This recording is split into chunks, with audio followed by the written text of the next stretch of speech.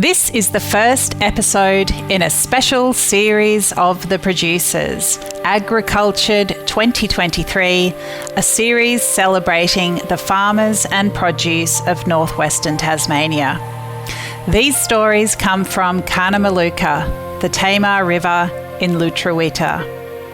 In 5 conversations, we celebrate small farmers caring for both land and community. A cattle farmer, a cheesemaker, veggie growers, and a winemaker. Along the way, you'll hear how strong local food systems and ethical farming do much more than create delicious food. They also benefit the farmers themselves, people eating at home and in restaurants, and the earth as a whole. This is The Producers. I'm Danny Vallant. From good dirt comes good beef. That's the motto at Glen Torrie Pastures, where Pippa Mills grows Black Angus beef for the local market. The farm is a deliberately small family enterprise run with sustainability and accountability. To the land, to customers, to the next generations, to the world we share. At front of mind. So I'm Pippa Mills and I'm part of the team at Glen Torrie Pastures. We're an Angus beef farm that breeds and finishes Black Angus cattle in the northwest of Tasmania. Northwest Tassie is beautiful, lush green hills, lots of pockets of trees, which is it's a very nice place to live, right on the coast. So our cows get paddocks with views of the ocean, which is a bit spoiled. And we farm over 3 properties with my brother, my mum and my dad and myself. And we're all kind of within shouting distance, basically. The cows can walk between 2 of the properties and the other one's only a 7-minute drive away. So nice and close, but it gives us the opportunity to split the operation into to different sections, which is really helpful. So the main 2 farms are for breeding. That's where the big girls have their babies and they know the paddock so well, they're just waiting for you to open the next gate. They know exactly where they're going. And then over at my place, we finish and fatten, so I get the babies and grow them up into lovely, quiet, big, tasty animals. Yeah, so we're not huge. We only have 100 breeding animals, which can sound like a lot, but in terms of cattle farms, particularly on the northwest, that's quite small. It means that we can stay quite manageable and sustainable. We have paddocks that are resting for at least 120 days in between grazing, which is really nice. There was the thought that we could get a bit bigger, but being sustainable was the better choice. We all felt it wasn't worth pushing the ground and the ecosystem. Pippa grew up on a goat farm in New South Wales. Life as a farm kid was great, but it was hard, arid land and seemed to have increasingly limited potential. Her parents made a big decision which changed all their lives. Well, Mum and Dad are kind of climate refugees. We grew up in New South Wales farming Angora goats. And as I was a teenager, there was less and less rain and it was harder and harder and the temperatures would get over 40 every summer. Whereas when Mum started farming, that wasn't the case. So they were looking for a lovely quiet retirement on the northwest of Tassie and then came down and got a passion for cows and cattle and what you could do down here in this amazing climate. So starting with a farming journey in really hard, kind of arid land up there, it really helped us realise the potential that was here. So then when my brother and I moved down with our young families, it felt like a really easy choice to join in on that lifestyle, to have our children knowing where their food came from and how to look after animals and themselves in a way that was good for the environment. So many farmers in northwest Tassie have had circuitous journeys into life as a grower and producer. What called Pippa back to the land? My first degree, and my love is with painting and art. I did graphic design when I was at uni. And it was really when I had my first child in rural New South Wales that I went, oh my gosh, what am I doing? This is some crazy scheme that it's like, I want my kids to be able to jump over hay bales and have chickens and roosters and all of the things. So it's just kind of grown on us as a realisation. My brother was a bit the same. He began as a builder and then an excavator driver. And then with his children, he's like, this is a lifestyle that I can see the benefits for our kids. So it's kind of lovely for mum and dad to be able to see that pass through generations. Managing family dynamics in generational farms can be as tricky as managing land and livestock.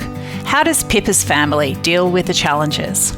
So working with family, I think, is always challenging because there's this openness where you do say anything and everything, and yet there's the understanding that you'll always be there. We do a lot of talking about what the vision and the long-term goals are, because we're all very strong-minded people and have our own ideas of how things should be done.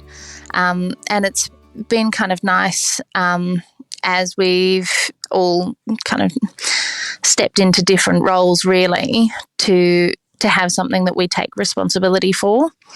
And I think the farm has always been mum's, and she's in some ways found it really hard, but in other ways she said that she's found it really nice that she can start to step back and let some of those decisions pass on to us, which has been nice. So my brother now does a lot of the decisions around the cattle movements and that management there, and I am in charge of the customer orders and that marketing side of things, which it gives us the opportunity to have that collaboration and the talk and to make sure we're all on the same page still, but the independence to feel like we're doing our bit. The philosophy at Glen Torrie Pastures is about working with the land for its benefit and with an eye on the long term. It's not about extraction, it's a relationship and a responsibility. We're there as custodians of the land. I really love that idea that we're there to take care of it, not to, it's not ours to use and get what we can out of it. Our understanding is that it should always be better off, that we build more habitat and more ecosystem, and that the animals we farm there have to play a role in that. So if you just have lovely paddocks full of grass, you actually need someone to graze that, to come through, to make that a habitat for other animals. The birds and things won't be there if the grass is just left. So a grazing animal in an ecosystem works really well, but you have to manage that well. So replanting trees, nature strips and corridors of untouched in between. So we came across the idea, I think it was in Canada, they have these lovely wildflower strips in between their paddocks. I was like, oh, we can do that in our tree sections where we've got lovely strips where we've put trees along.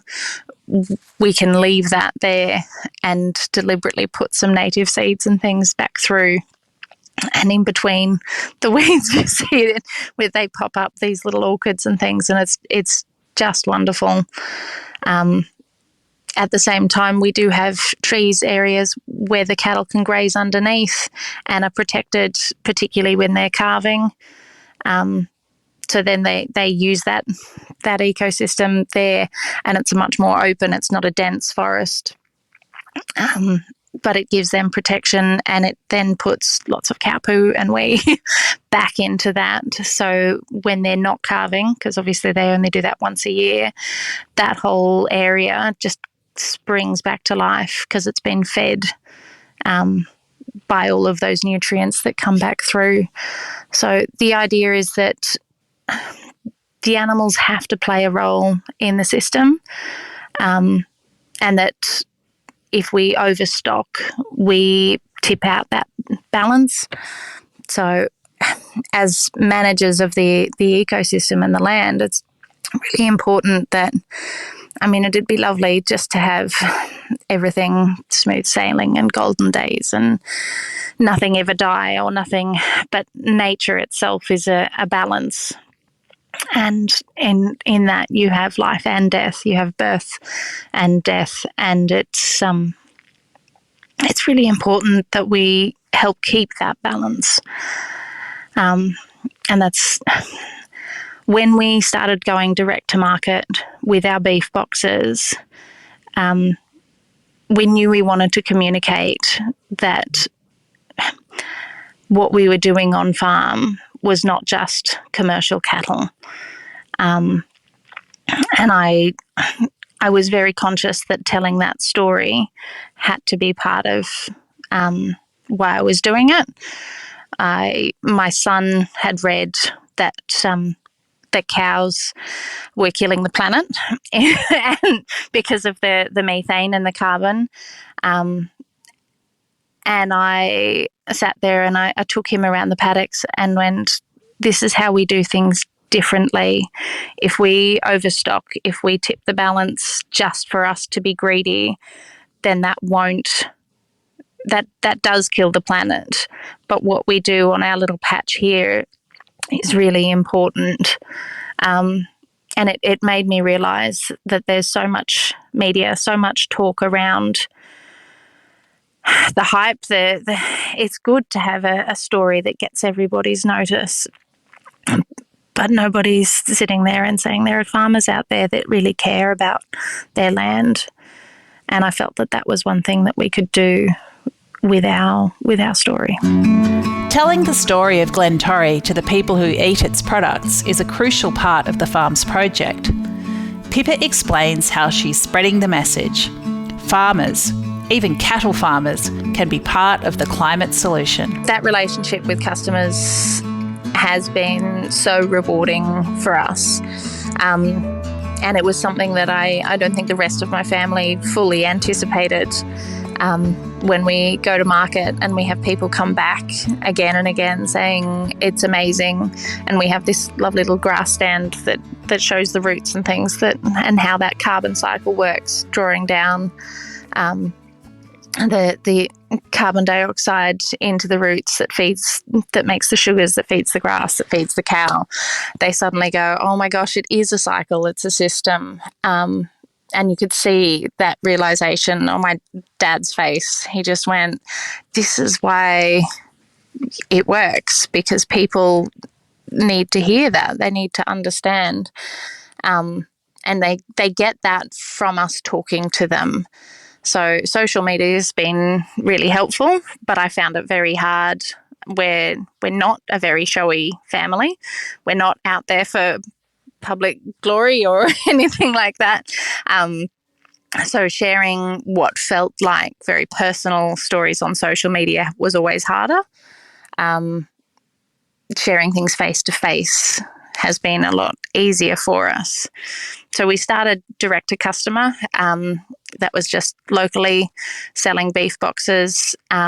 We then went through a couple of business incubator courses that was really, really helpful, and we expanded a bit. We now supply through the Tasmanian Produce Collective, which is an amazing collective of like-minded producers, all small scale, really, really future conscious.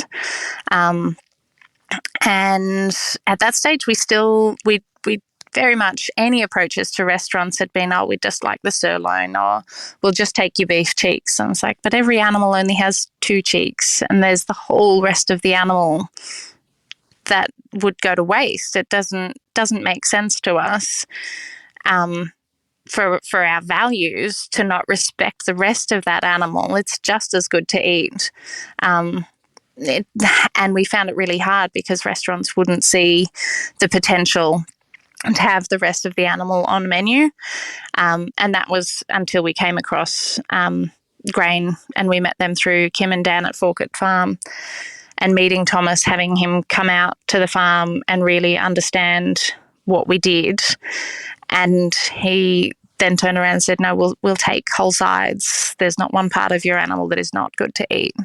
We'll use the marrow bones. We'll make stock from the rest. And I just went, wow,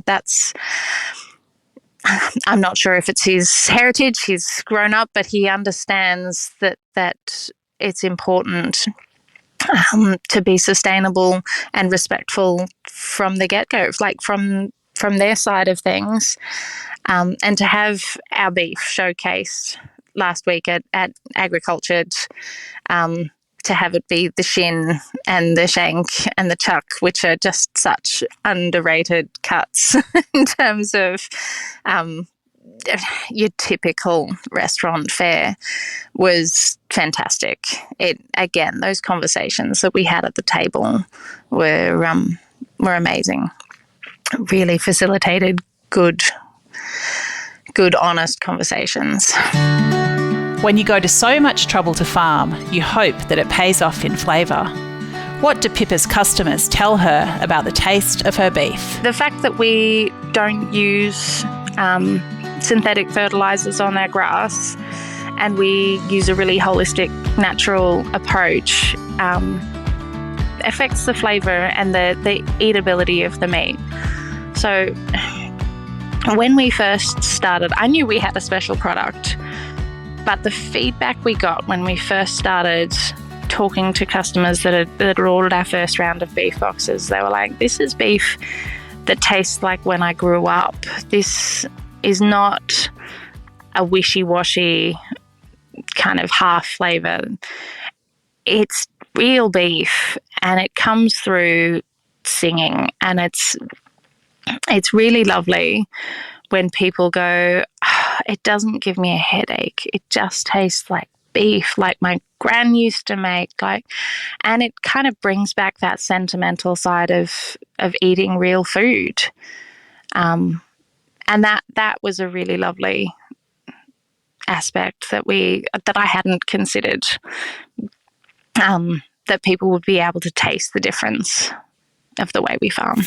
It makes sense that farmers need to follow rules, but it can be hard for small producers to get to market and stay viable. What changes would Pippa like to see in the supply chain and the way value is communicated? I'm not sure where to start there. There are a lot of regulations in Tasmania, and the meat industry as a whole makes it very difficult to stay consistent. You have to be very on top of your product and where it's going, because it has to pass through many different hands along that process. And to build the relationships with those people is really important. I would love to make it easier for small sustainable producers to be heard and to have their product get to market at a price point that makes a difference to them. It's really hard when some food is so undervalued, and I understand that families are looking for cheaper ways to feed themselves, but that also cuts into what the farmer then gets paid. And when the farmer has to look for outside work, that cuts into the amount of effort, quality and time that is then spent looking after that habitat and that ecosystem on farm. And it's a juggle and a struggle. Asking a farmer about a typical day isn't always the smartest question. Farming changes with seasons, weather and the rhythms of animals. So what's today been like for Pippa? Well, this morning started off pretty well. We're just finishing calving, so we've got 73 calves on the ground. And it was cool and crisp. We had a lot of rain overnight, so it was a bit slippery underfoot, but the sun is out and there's kind of this lovely fresh smell everywhere. And the big girls, they know what to do, so they're actually waiting at the gate for their little cows to get an ear tag and head through to the green pasture. And it's just, yeah, it makes you go, this is a lovely life. Pippa grew up with goats, so she's still confronted by the size of her Black Angus cattle. What does she want us to know about the beasts that build her business? They're big. So growing up with Angora goats, who were lovely size to be able to catch quite easily, cows are big. 600 kilos of mama cow looking at you can be a little bit daunting. They are beautifully natured. Black Angus have a reputation of being a bit feisty, but to us that just means you have to treat them with a little more respect. So you never put yourself between a mum and her calf. Very conscious that she is in charge of that baby. They're very smart. They learn things very quickly. So if you approach them quietly and calmly every time, then they always expect safety when you're around, and they know where to go. Goodness, we have a lovely rotation on the farms, and they just go, yeah, that's the gate that's going to open. I'll wait at that one. They're a really lovely, gentle animals to work with. Even the bulls, we do pick and breed genetically for temperament, to make sure that as mum and dad get older, their safety is ensured, because we don't want animals that are very quick to snap and have a cranky personality. But they're just lovely things. And the calves bouncing around. We think of lambs bouncing and jumping and gambling. Calves do the same thing, and they've just got the most gorgeous gangly legs. It's a lot of fun to see them run and play together. Farming this way is emotional and meaningful. So when Pippa has a connection with people who get it, it makes a real difference. Sending beef to a restaurant like Grain of the Silos in Launceston not only makes a difference to her family farm in a commercial sense, it's an affirming step towards changing the world in ways that are urgent and necessary. It makes me very proud of what we do on farm. It also makes me very grateful. I feel it feels like a privilege to have someone at that level, because Grain of Silos is, it feels, I'm trying to find the words. It really gives me hope for the future, because we need everyone to recognise and to eat sustainably. And if they can do it at that level in a big restaurant and say, we're not being forced to pump out 45 eye fillets because you only get 20 from one cow. Like it's really, it means so much, honestly.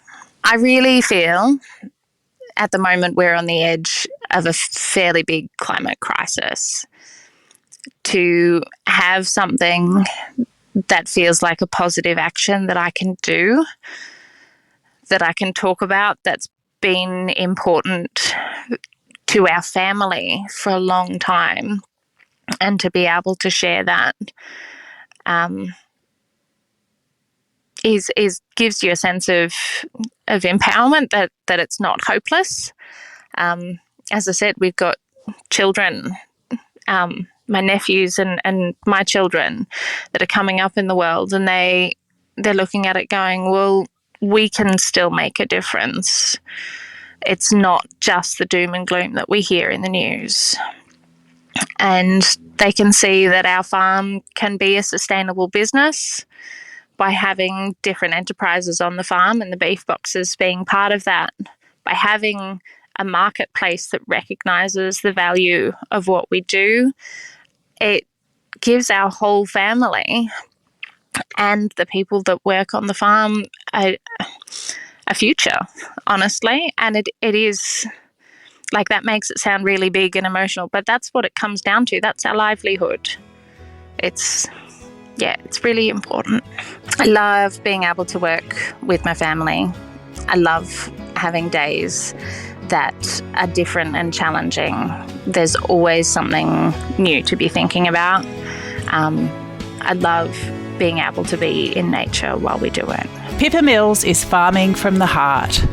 Glen Torrie's regeneratively farmed Angus beef is her way of being accountable, positive and bold.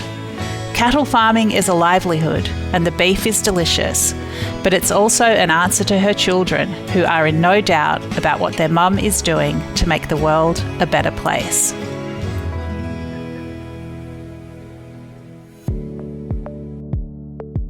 This is The Producers, a Deep in the Weeds production. I'm Danny Vallant. Stay tuned as we talk to some of Australia's best farmers, makers and growers. Follow us on Instagram at Producers Podcast or contact us via deepintheweeds.com.au.